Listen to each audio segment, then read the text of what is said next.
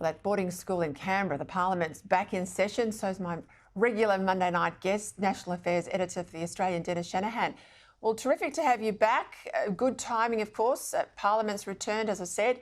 We've got a Newspoll out today. Not good news if you're on the government benches. It's reported a further slump in Labor's primary. It's down to 32%. The Coalition up to 39%. They'd be hoping for something with a 4 in front of it to win an election, but 39 is pretty bloody good. That 7-point lead there on primary is the widest gap between the two majors since the failure of the voice referendum. 2PP, adding the Greens' preferences to Labor, that makes it pretty tight, 50-50 for the majors.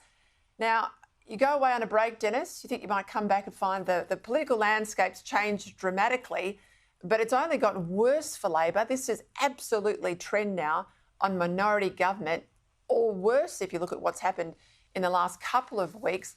How do you read this? Because they've splashed around billions, but they've got no great return for it. Well, look, obviously during the winter break, it's been 5-6 weeks away from Parliament, and the government has, Anthony Albanese, has been trying to campaign around the nation. He's had a ministerial shuffle. He's tried to pick up mistakes that were made. They have, of course, on July 1, started, billions of dollars in tax cuts. There was also the beginning of the $300 energy rebate, plus billions being spent on taxpayer-funded wage rises for aged care workers and now childcare workers and ultimately disability workers. So the government is spending billions of taxpayers' dollars, and so far what they have is exactly the same result in Newspoll that they had in June last year when Parliament last sat. So 5 weeks of activity, billions and billions of dollars, and the government has actually even gone back marginally, and particularly on the management of issues. We talked about the tax cuts. We talked about the fact that by the time they land, the increases in something, just electricity bills alone has written them off. Now, I make the point, they've got a shocking back end in terms of admin in the Labor government. They make all these big announcements, but the follow-through, the delivery of the details not there. We know that in 3 of those states where there is now this energy rebate, it can't be delivered, or it hasn't been delivered because of red tape and a lack of interface between the Commonwealth payment systems and what's happening at a state level.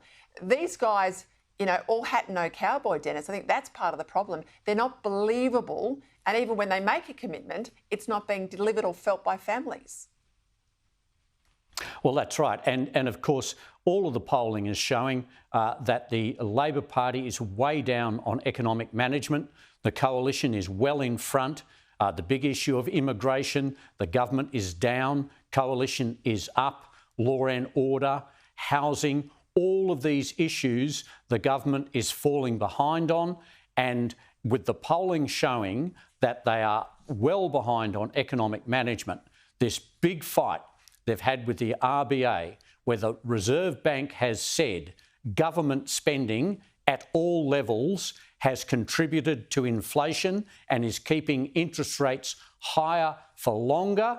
The government tried to deny this, and it has failed dismally. The Reserve Bank has much more credibility than Anthony Albanese on economic management. We now know that Tony Burke will face a Muslim candidate. This is a bloke who is backed by the Muslim vote movement. We thought we might get an announcement tomorrow. It's just been broken by The Australian. They understand the candidate is a local doctor, Ziad Bassouni, formally launching his campaign, of course, tomorrow. One of the highest percentages of Muslim voters in the country, 25% there in that seat. Burke won it, though, with a 52% vote of primary.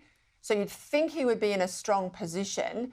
But I argue he's been moved into Home Affairs, and he's doing all this stuff on visas, I think, to make a difference to Labor's standing with the Arab community, with the Muslim community.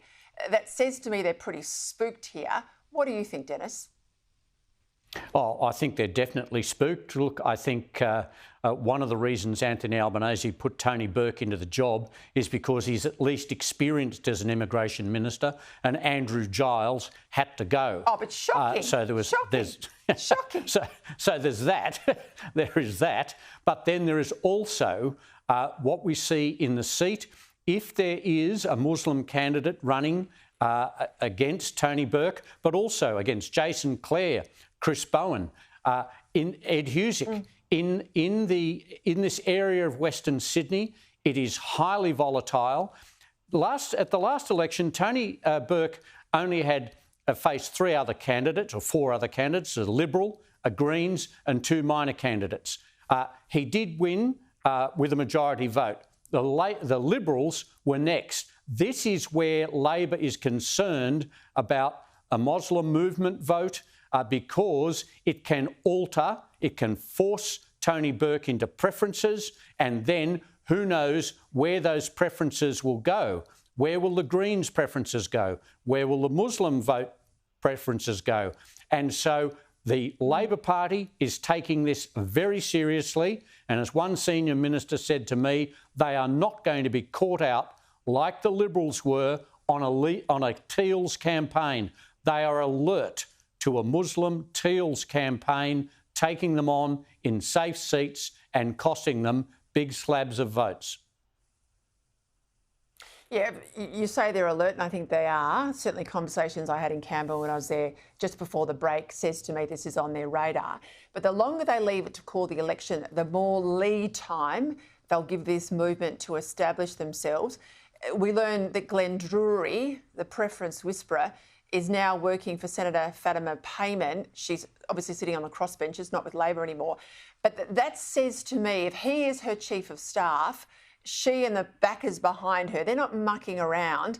And you and I both know, I mean, if you start a party with an incumbent MP in the parliament, as opposed to starting from scratch, your electoral commission rules, the electoral rules to establish yourself, are actually much better for you.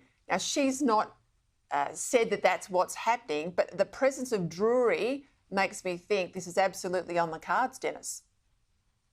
Yes, of course. As a sitting senator, Fatima Payman can actually establish a party without going through the very time-consuming target of trying to get a whole series of signatures, so that literally overnight, a friendly Muslim party can be established with Fatima Payman as its titular head.